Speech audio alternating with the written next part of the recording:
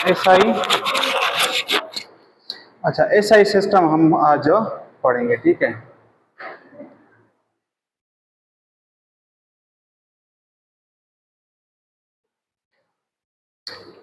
SI system हमारे पास क्या होता है और इसका क्वेश्चन किस तरह आता है कि what is SI system, what are base units and derived units.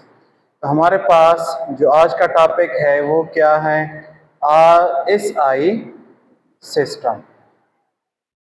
SI system, SI से हमारे पास क्या आता है, सिस्टम इंटरनेशनल।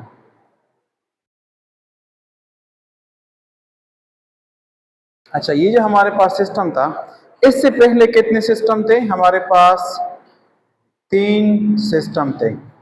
एक था MKS, एक था FPS और हमारे पास जो थर्ड वन था वो क्या था, CGS। ठीक है, MKS से क्या आता है, FPS से क्या आता है, CGS से क्या आता है। MKS से आता है हमारे पास मीटर किलोग्राम सेकेंड, इससे हमारे पास आता है फुट पाउंड सेकेंड्स।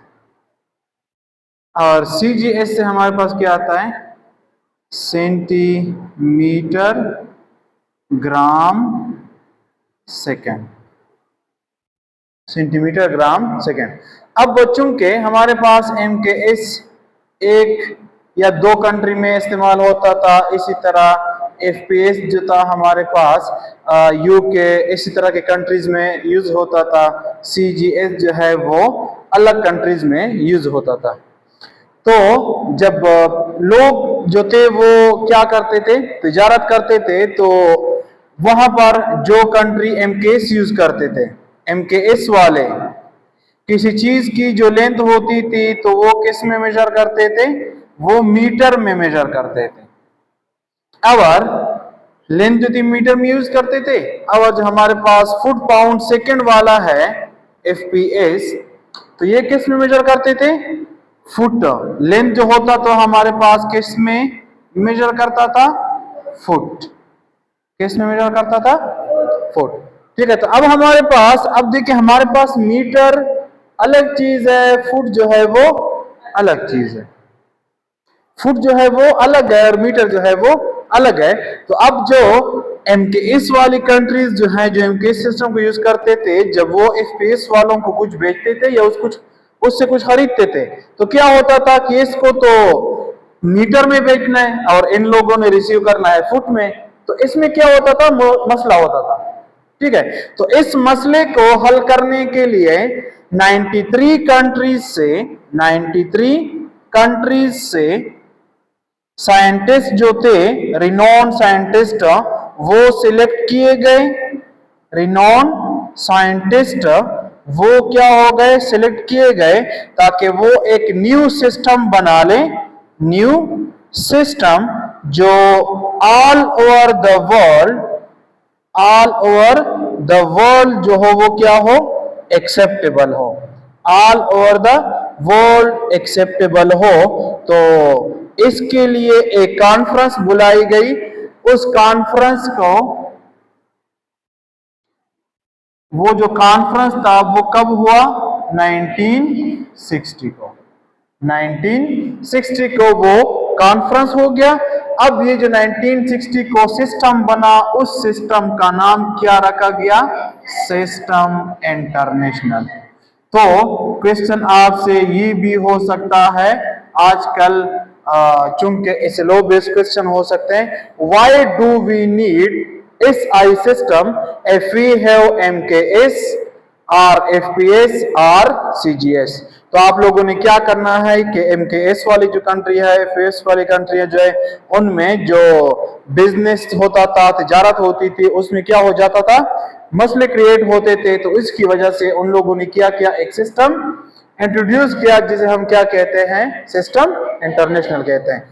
अब सिस्टम इंटरनेशनल इन तीनों में से किसका मॉडिफाइड फॉर्म है? इन तीनों में से किसका मॉडिफाइड फॉर्म है? इन तीनों में से it is the modified form of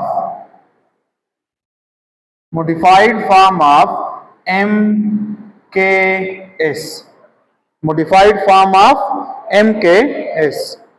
तो हमारे पास जो सिस्टम इंटरनेशनल था वो कहां से लिया गया, किसको मॉडिफाइड किया गया? MKS को मॉडिफाइड किया गया है, ठीक है। तो अब हमारे पास सिस्टम इंटरनेशनल या एसआई सिस्टम जो है उसको हम किस तरह डिफाइन करेंगे? सिस्टम इंटरनेशनल को हम इस तरह डिफाइन करेंगे कि अ सिस्टम ऑफ, देखिए ये यूनिट्स के लिए डिफाइन हुआ है। ये किसके लिए डिफाइन हुआ है? फिजिकल क्वांटिटी के लिए ये डिफाइन नहीं है। किस चीज के लिए डिफाइन है? यूनिट्स के लिए। The system of both basic and derived, both basic and derived units is called SI system। किन चीज का सिस्टम होगा हमारे पास? ये हमारे पास होगा बेसिक का और डिराइव्ड का। बेसिक फिजिकल क्वांटिटी हमने पढ़े थे, बेस फिजिकल क्वांटिटी वो हमारे पास कितने थे? 7 हमारे पास बेस फिजिकल क्वांटिटी थे। अब अगर मैं बेस यूनिट को डिफाइन करूं according to SI system, base unit हमारे पास क्या होगी? Base unit associated with, it is a units which are associated with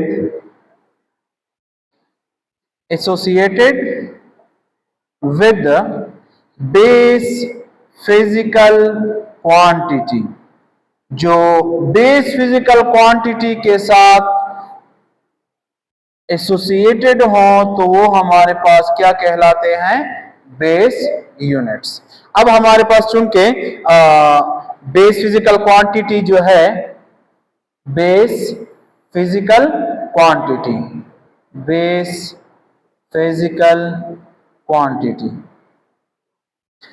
अब बेस फिजिकल क्वांटिटी हमारे पास इस साइड आएंगे और उसके जो यूनिट्स होंगे बेस यूनिट्स वो इस साइड आ जाएंगे, ठीक है, बेस यूनिट्स। अब फर्स्ट हमारे पास होता था length, mass, time, temperature. Fifth हमारे पास था इलेक्ट्रिक करंट। सिक्स जो था वो हमारे पास क्या था? Luminous intensity. और सेवन जो था वो हमारे पास क्या था? Amount of substance. ठीक है, तो अब हमारे पास जो इसकी बेस यूनिट्स होंगी वो हमारे पास क्या होंगी? लेंथ के लिए metre is the SI unit of length. Mass की यूनिट क्या है? Kilogram is the SI unit of mass. Time की एसआई यूनिट क्या है? टाइम के हमारे पास जो यूनिट है वो क्या है? सेकेंड। ठीक है, तो इसी तरह हमारे पास जो फोर्थ है टेम्परेचर, उसकी यूनिट है केल्विन। जो फिफ्थ है वो हमारे पास है एम्पियर। और जो सिक्स्थ है हमारे पास उसके लिए कैंडेला। और सेवन के लिए हम क्या यूज करते हैं? मोल। तो ये हमारे पास क्या है? Base units. इसी तरह अब इस सिस्टम में हमारे पास दो चीजें जो थी वो डिस्कस हुई थी कि बेस और दूसरा डिराइव्ड। अब हमारे पास जो सेकेंड टर्मिनोलॉजी है इसमें वो क्या है, वो है हमारे पास डिराइव्ड यूनिट्स। वो क्या है, डिराइव्ड यूनिट्स। अब डिराइव्ड यूनिट्स क्या होते हैं? अब जिस तरह हमारे पास ये base unit associated with the base physical quantity, इसी तरह डिराइव्ड यूनिट विल बी, आ जाए, हमारे पास जो डिराइव्ड यूनिट होंगे वो क्या होंगे, वो भी हमारे पास क्या होंगे, द यूनिट्स एसोसिएटेड विद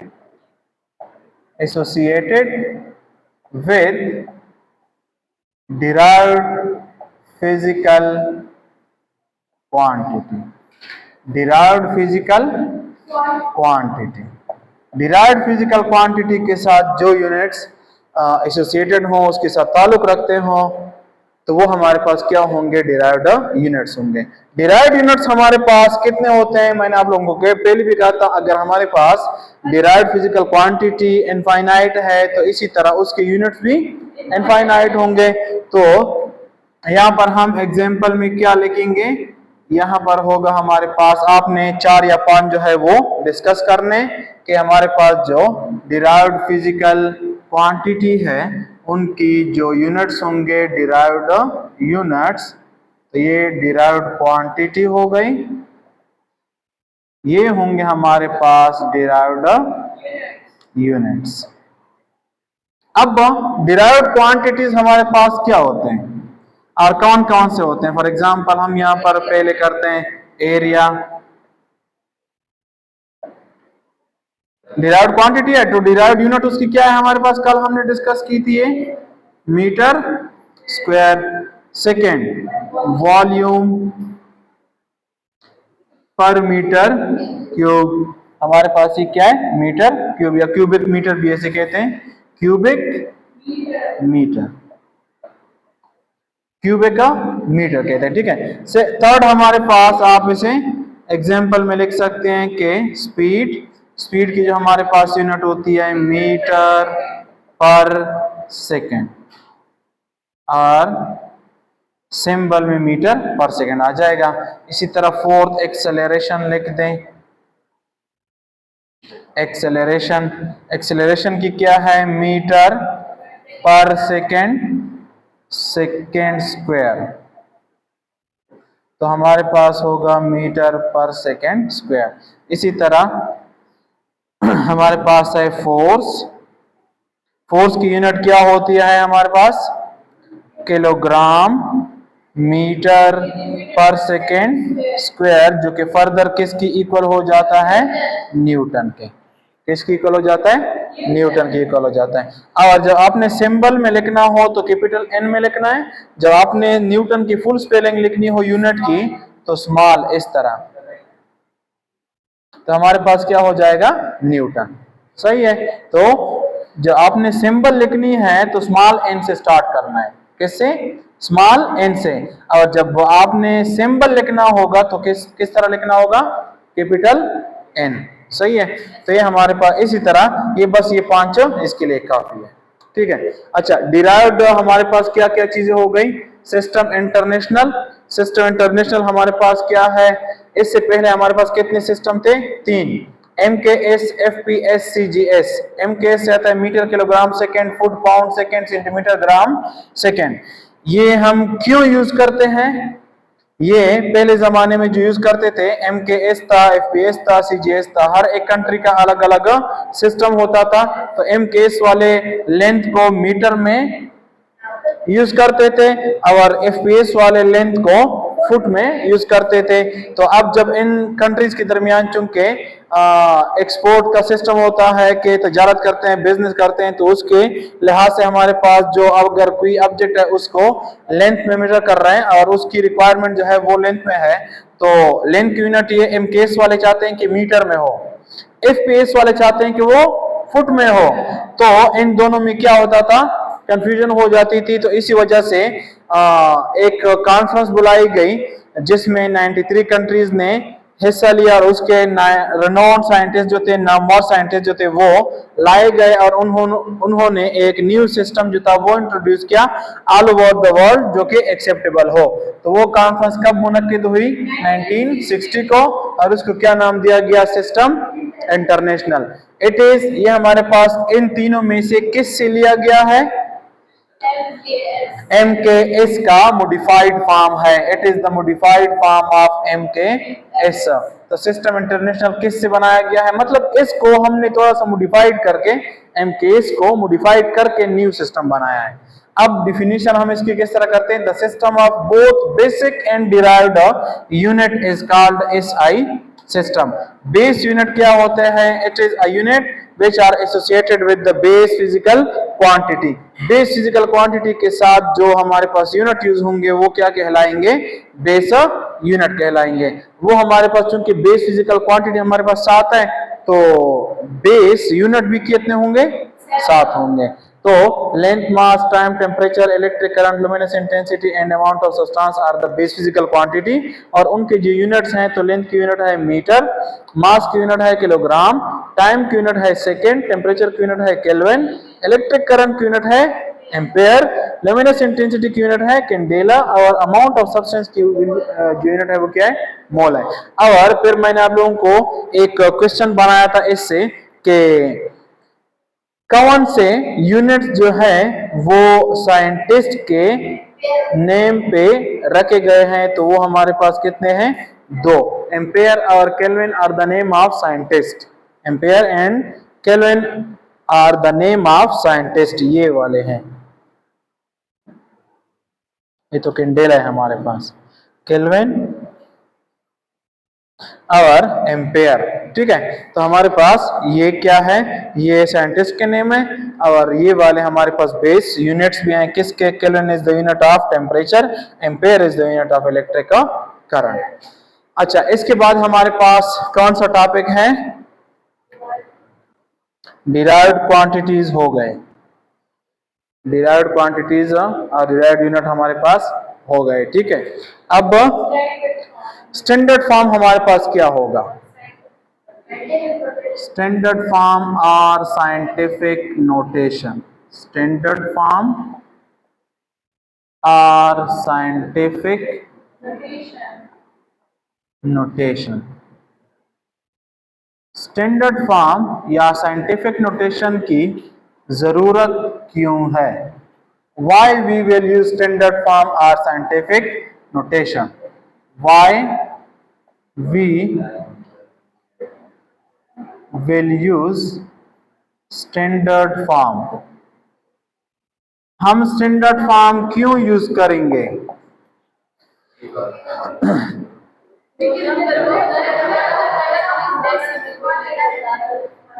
ताकि हमारे पास यूनिवर्स में जितने भी बड़े नंबर्स हैं या सबसे छोटे नंबर्स हैं, तो उन नंबर्स को लिखने के लिए हम एक तरीका यूज करते हैं जिसे स्टैंडर्ड फॉर्म कहते हैं।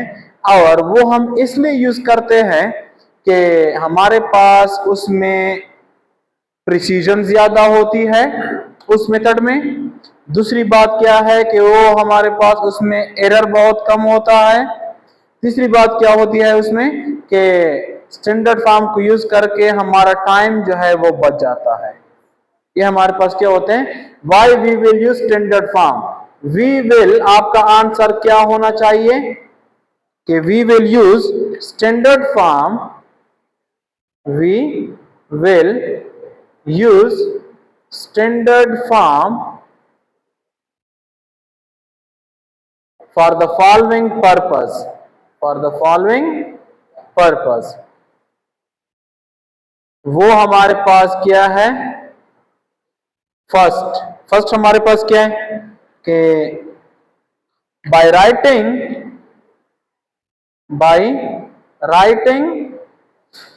in standard form, by writing in standard form में लिखने से हमारे पास क्या होगा? We would get precise number, हम एक नंबर जो होगा हमारे पास वो क्या होगा, बहुत ज्यादा प्रिसाइज होगा, या बहुत ज्यादा precise number or accurate number, precise or accurate number. ठीक है, तो हमारे पास नंबर जो है वो प्रिसाइज भी होगा और एक्यूरेट भी होगा। सेकंड हमारे पास क्या है कि इट टेक्स लेस टाइम, ये क्या करता है, लेस टाइम लेता है। ठीक है, थर्ड हमारे पास कौन सा पॉइंट है कि less chance of error, less chance of error, क्या होता है हमारे पास, एरर के जो चांसेस होते हैं वो बहुत कम होते हैं। अब हम ये वाला मिटाऊं, ये साइड,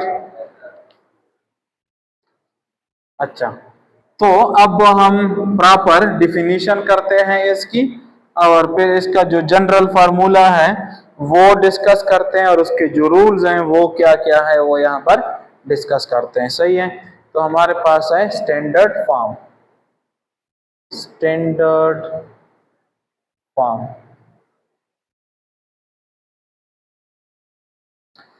अच्छा, स्टैंडर्ड फॉर्म हमारे पास किस तरह डिफाइंड है कि the process of writing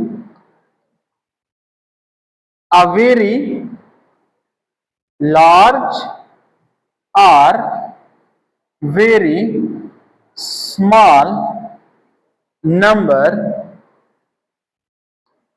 to the power of 10. The process of writing a very large or very small number to the power of 10 या in the form of exponent, तो आप ये भी कह सकते हैं, तो टू द पावर ऑफ 10 हो या एक्सपोनेंट हो, पावर ऑफ 10 को एक्सपोनेंट भी कहते हैं, पावर ऑफ 10 को क्या कहते हैं, एक्सपोनेंट भी कहते हैं। तो हमारे पास इसका जो जनरल फार्मूला है, जनरल फार्मूला वो हमारे पास क्या है कि गिवन नंबर, जो नंबर आपको गिवन है वो इक्वल होगा किसके, mantissa multiply 10 to the power exponent. Given number will be equal to Mantissa multiply 10 to the power exponent. ये हमारे पास क्या है, it is the general formula for standard form या scientific notation. अब हमारे पास गिवन नंबर को हम किससे रिप्रेजेंट करते हैं, n से, कैपिटल n से, मेंटिसा को कैपिटल m से, multiply 10 to the power exponent को हम e से डिनोट करते हैं। ठीक है, अब n तो हमारे पास यहाँ पर जाहिर है कि ये हमारे पास गिवन नंबर होगा, या तो बहुत छोटा होगा या हमारे पास क्या होगा, बहुत बड़ा नंबर होगा। व्हाट इज मेंटिसा, मेंटिसा क्या होता है, मेंटिसा हमारे पास नंबर्स होंगे, लेकिन कहां से कहां तक, 1 to 9, numbers from 1 to 9 are called mantissa. अब हमारे पास किसकी बारी आ गई, एक्सपोनेंट। एक्सपोनेंट जो है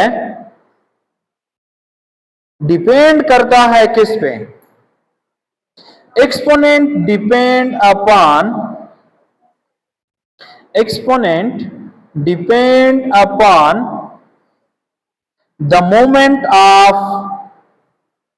moment of a decimal point, moment of a decimal point।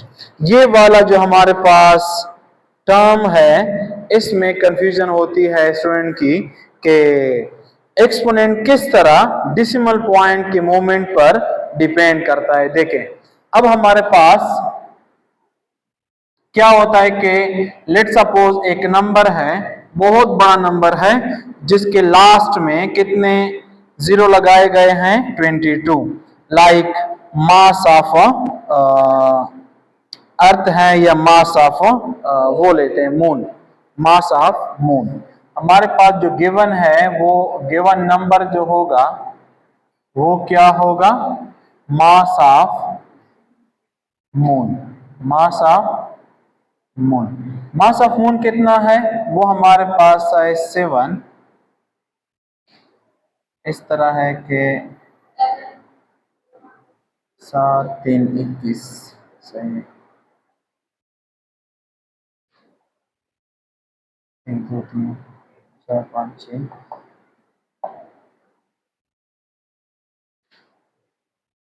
अच्छा, ये हमारे पास क्या है, मास ऑफ द मून है, और इसको हम किस से डिनोट करेंगे, कैपिटल एन से। गिवन नंबर ये है हमारे पास, गिवन नंबर क्या है, ये वाला है। अब इसमें कोई मुझे बता सकता है कि डेसिमल पॉइंट किधर है।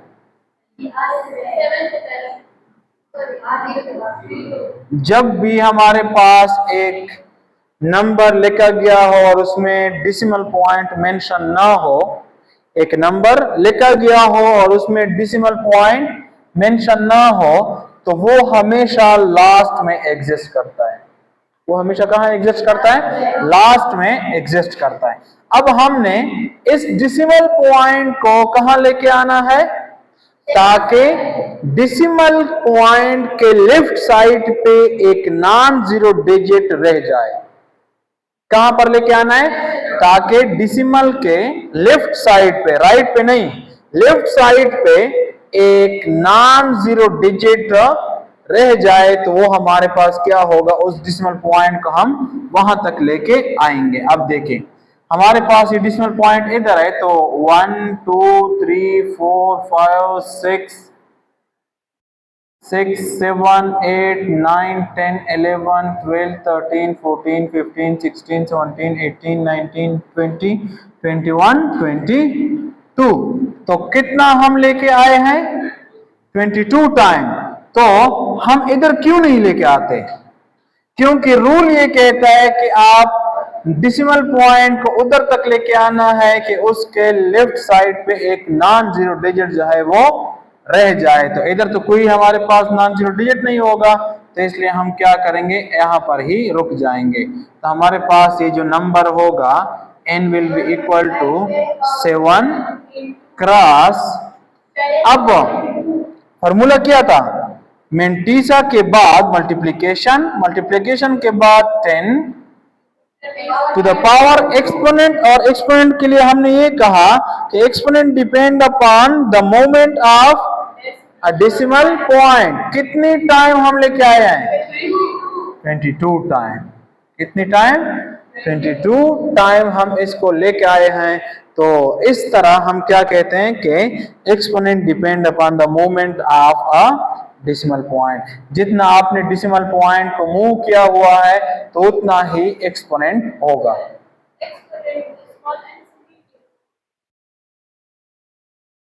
क्यों नहीं करते हैं ना, ये हमारे पास, ये हम जब स्मॉल लिखते हैं शॉर्टकट तो EXP लिखते हैं, EXP लिखते हैं, ठीक है।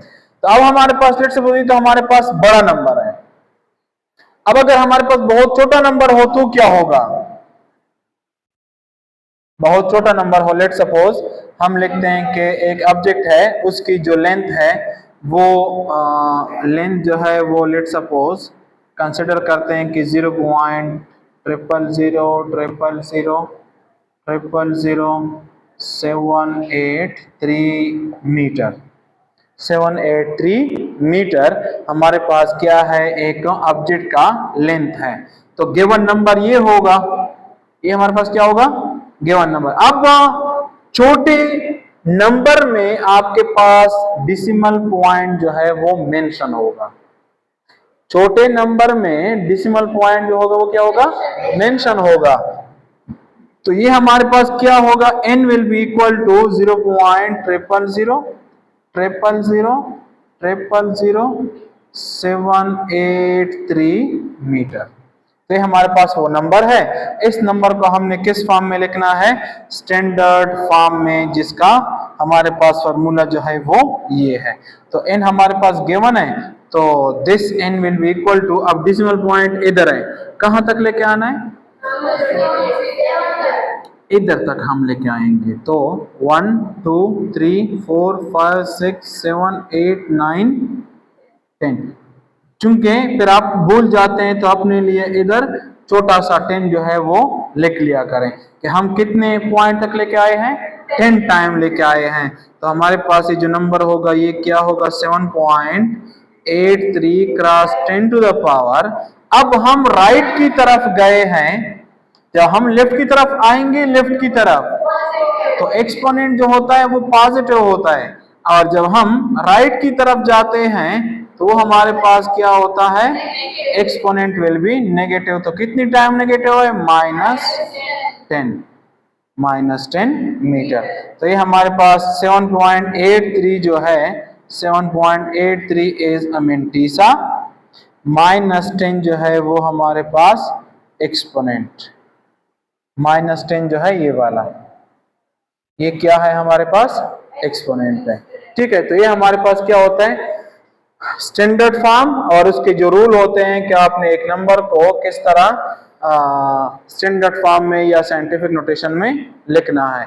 फर्स्ट रूल क्या कहता है कि अगर आपके पास एक नंबर है, बहुत बड़ा नंबर है, उसमें डेसिमल पॉइंट कहाँ एग्जिस्ट करता है, लास्ट में, अगर मेंशन नहीं है तो इस नंबर को हम क्या करेंगे, स्टैंडर्ड फॉर्म में लिखेंगे। तो स्टैंडर्ड फॉर्म में लिखने से हमारे पास क्या होगा कि हम इस डेसिमल पॉइंट को लेफ्ट साइड लेके आएंगे। लेफ्ट साइड के लिए रूल ये है कि एक्सपोनेंट जो होगा वो, उसकी वैल्यू जो है वो क्या होगी, पॉजिटिव होगी। लेफ्ट के लिए क्या होगी, पॉजिटिव होगी। और अगर हमारे पास कोई छोटा नंबर है, कोई छोटा नंबर है वो गिवन है, तो उसमें डिसिमल पहले से मेंशन होगी। उस डिसिमल को हमने एक नॉन जीरो डिजिट के बाद क्या करना है, लगाना है। तो डिसिमल पॉइंट को जितना लेके गए हैं तो वो हमारे पास 10 है, और यहाँ पर हम राइट की तरफ गए हैं, जो हम राइट की तरफ जाते हैं तो नंबर जो है, एक्सपोनेंट जो है वो क्या हो जाएगा, नेगेटिव होगा। हमारे पास क्या होगा, नेगेटिव होगा। अच्छा, अगर हमारे पास कोई नंबर है वो इस तरह लिखा गया है कि 8,635.3715, इस तरह आपको नंबर गिवन है n, और आपसे क्या चाहते हैं कि इसका ये हमारे पास क्या है, किसी ऑब्जेक्ट का मास है, किलोग्राम। तो आपसे कहते हैं कि इस नंबर को क्या करना है, आपने स्टैंडर्ड फॉर्म में लिखना है। तो स्टैंडर्ड फॉर्म में हम किस तरह लिखेंगे इसे, right this number in a standard form, right this number in a standard form. Standard form में हम किस तरह लिखेंगे, क्या करूंगा, मेरे पास डिसिमल जो है वो हमारे पास इधर है, हमने कहां लेके आना है, ताकि उसके लेफ्ट साइड में एक नॉन जीरो डिजिट जो है वो रह जाए। तो डिसिमल पॉइंट हमारे पास 1 टाइम, 2 टाइम, 3 टाइम।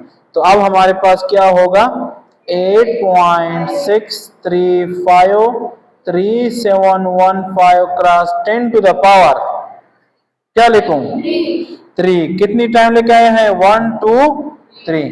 तो हमारे पास माइनस या प्लस, प्लस, क्यों, क्योंकि हम राइट लेफ्ट की तरफ आए हैं, तो ये हमारे पास होगा प्लस 3 के जी, 3 के जी। तो ये हमारे पास क्या है, स्टैंडर्ड फॉर्म और या साइंटिफिक नोटेशन हम उसे कहते हैं। इसमें कोई मसला हो तो बताएं, एनीवन। अच्छा, इसके बाद है प्रीफिक्सेस। इसके बाद क्या है, प्रीफिक्सेस। प्रीफिक्सेस क्या होता है, अगर हमने एक नंबर को स्टैंडर्ड फॉर्म में लिख दिया तो व्हाई वी नीड प्रीफिक्सेस, क्योंकि हमने एक बड़े नंबर को तो किस में लिख दिया, प्रीफिक्सेस स्टैंडर्ड फॉर्म में लिख दिया है, छोटे फॉर्म में तो लिख दिया है। तो अब इसकी क्या जरूरत है कि हम उसको प्रीफिक्सेस में भी लिख दें, ताकि क्या हो, ताकि हमारे पास जो ये नंबर है, देखें यहाँ पर जो 10 पावर है, 10 की पावर में जो वैल्यू आई है, इसको और इसको, ये किलो है, ये 10 पावर 3 है। किलो की अपनी वैल्यू है, 10 पावर 3 का नाम अपना है। देखिए नाम और वैल्यू डिपेंडेंट चीज है यहाँ पर दोनों। तो किलो की वैल्यू होती है 10 पावर 3, ये भी 10 पावर 3 है, ये भी 10 पावर 3 है, तो बेसिस दोनों के सेम है, तो पावर शुड बी एडेड, तो ये बन जाता है 10 पावर 6। 10 पावर 6 को हम प्रीफिक्स में क्या कहते हैं? मेगा।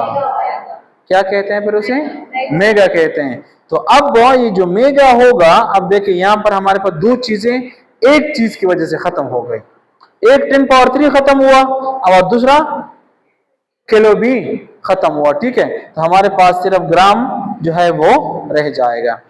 अच्छा, प्रीफिक्सेस। अच्छा, प्रीफिक्सेस से पहले कोई एग्जाम्पल असाइनमेंट है? Yes, sir. बताएं जरा।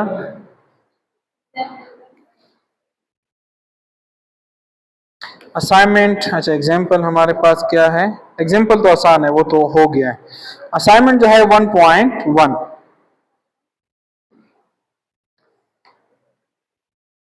Assignment 1.1,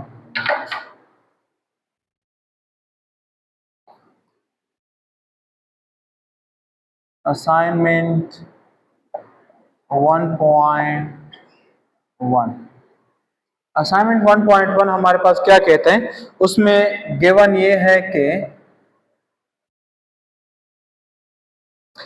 the mass of earth is, mass of earth हमारे पास क्या है? गिवन है मास ऑफ अर्थ। तो m जो है वो हमारे पास गिवन है कि 598,590, फिर 1 2 3 4 5 6 7। अच्छा,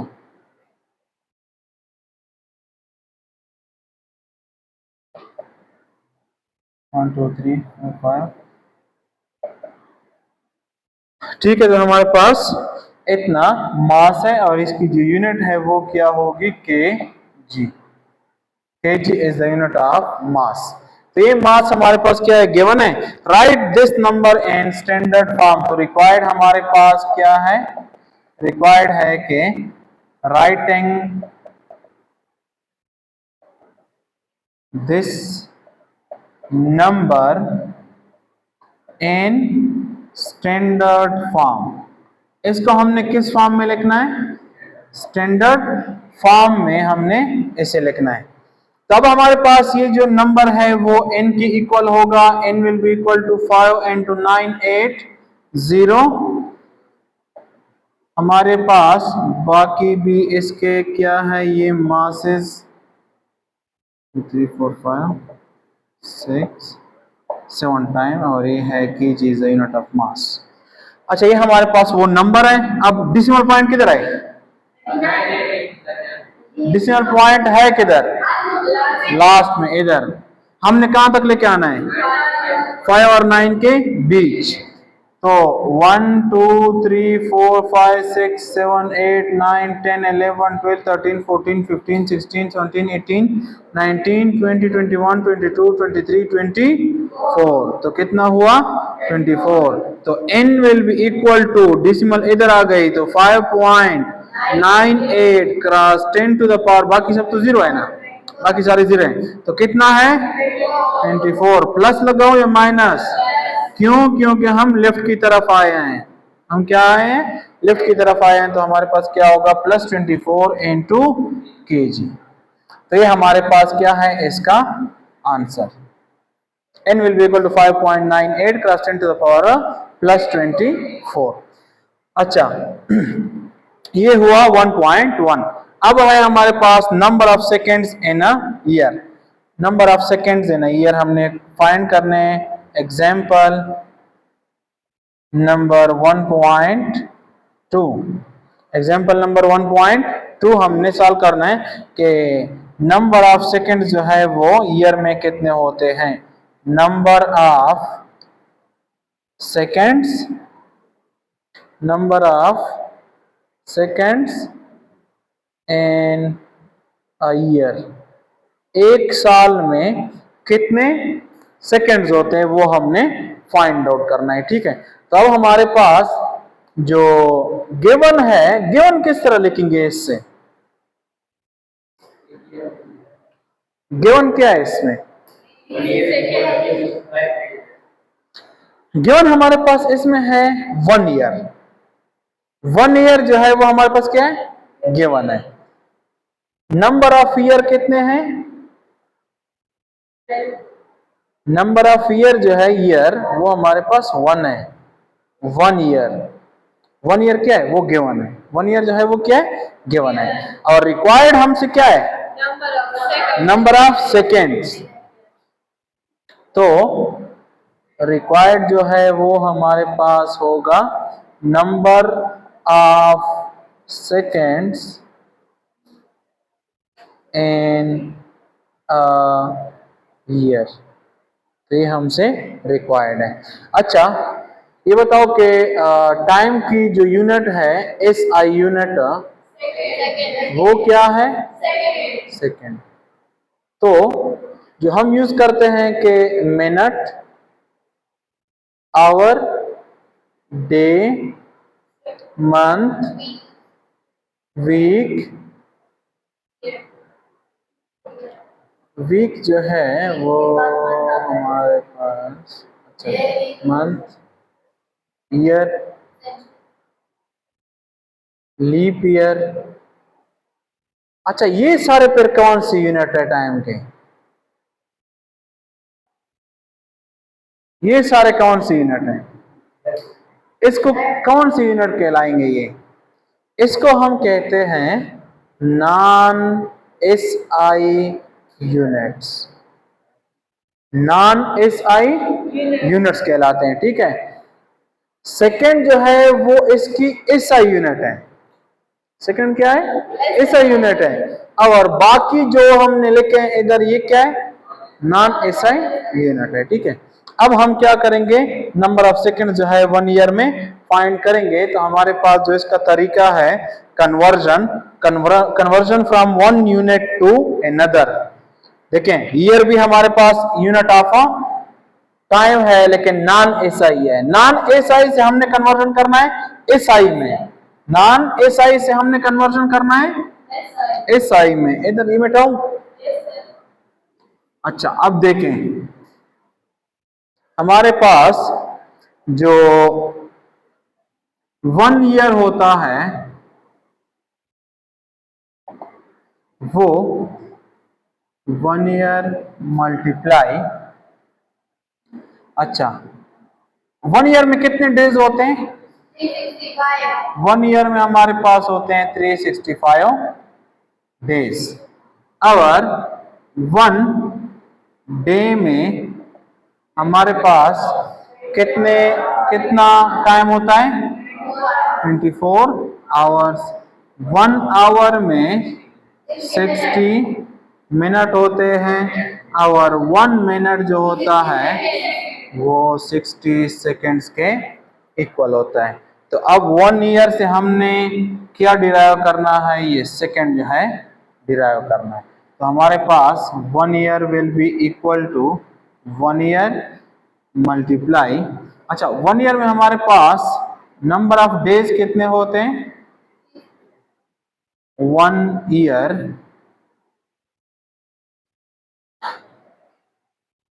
1 ईयर में कितने नंबर ऑफ डेज होते हैं, 365 डेज।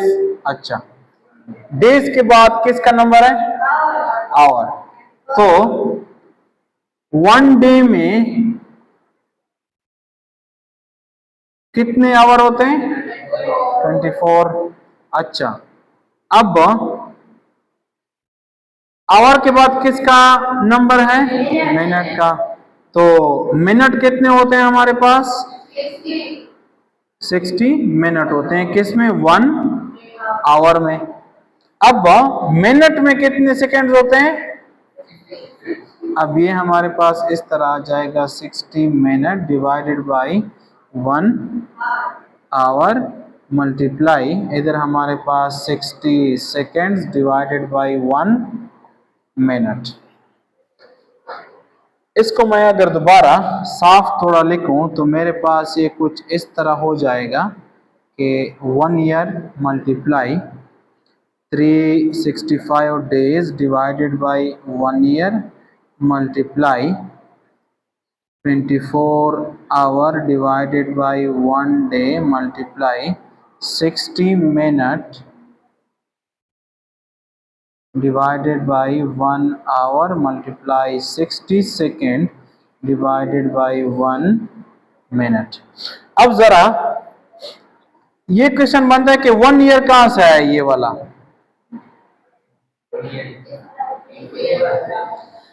देखें, इस डे को इस डे के साथ हम कैंसिल कर सकते हैं, लेकिन इसको खत्म करने के लिए हमारे पास क्या होना चाहिए? ऊपर 1 ईयर का होना जरूरी है। तो 1 ईयर कैंसल, डे डे के साथ, आवर के साथ, मिनट के साथ, सेकेंड हमारे पास रिक्वायर्ड है। क्या है? रिक्वायर्ड। हमारे पास नंबर ऑफ सेकेंड्स जो है वो रिक्वायर्ड है। तो 1 year is equal to 365 multiply 24 multiply 60 multiply 60। अच्छा, ये भी अपने साथ नोट कर लें कि 1 आवर में हमेशा 3600 सेकेंड्स होते हैं। 1 आवर में कितने सेकेंड्स होते हैं?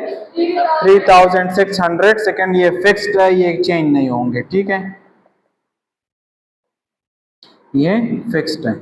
अच्छा, 365 मल्टीप्लाई 24 मल्टीप्लाई 60 मल्टीप्लाई 60, इससे हमारे पास क्या आएगा? कैलकुलेटर है किसी के पास? इधर दो मुझे। तो ये क्या होगा? 365 मल्टीप्लाई 24 मल्टीप्लाई 3 हमारे पास आएगा। अच्छा, इससे जो नंबर आता है 1 ईयर इज इक्वल टू 3153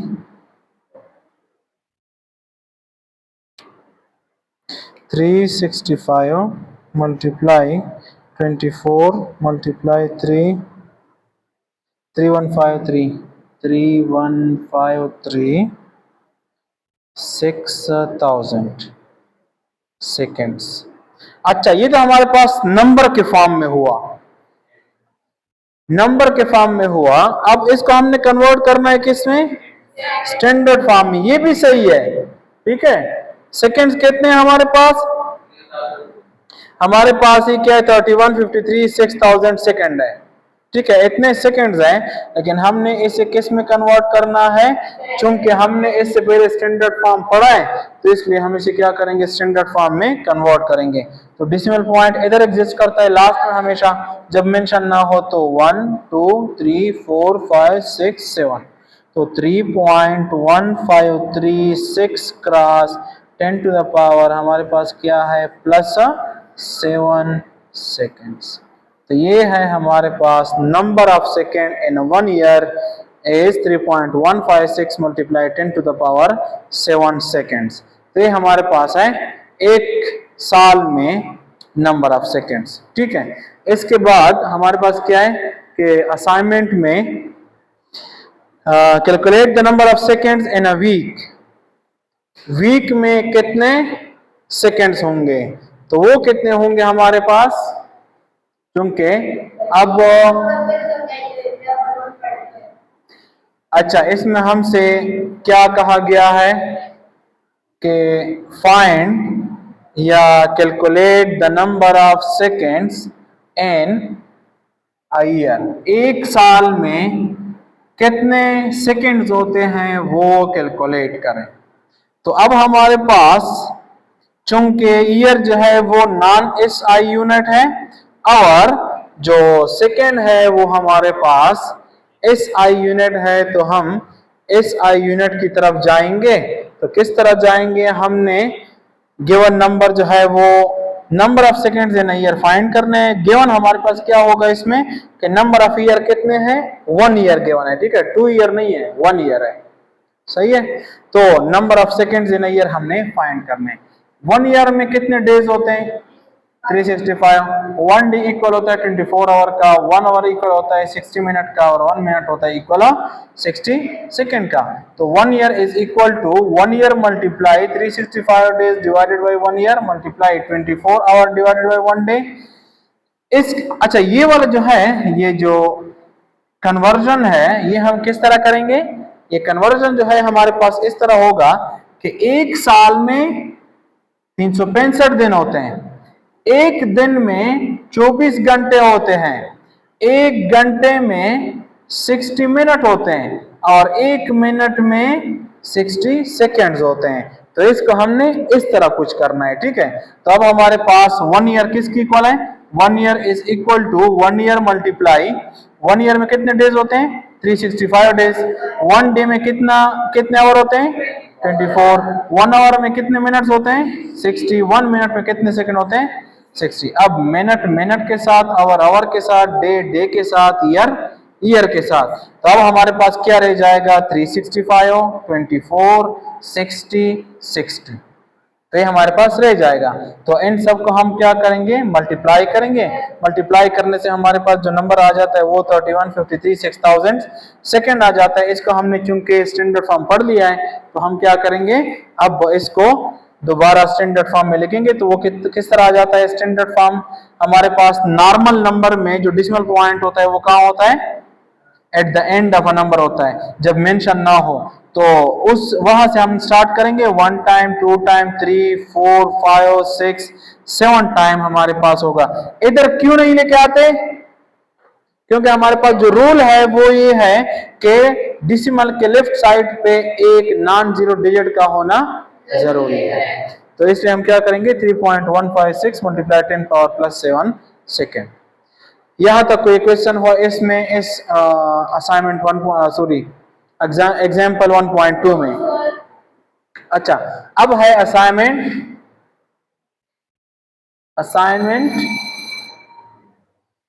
1.2।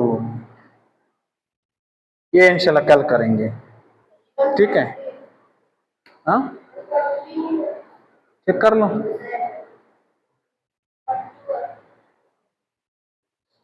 1.2 है, ठीक है। वो एग्जाम्पल 1.3 नीचे लगा हुआ है डायरेक्ट, इसलिए। यहां तक कोई मसला हो तो बताएं। कोई क्वेश्चन हो फिजिक्स के लिहाज से या नेचर के लिहाज से? ओके, अल्लाह हाफिज।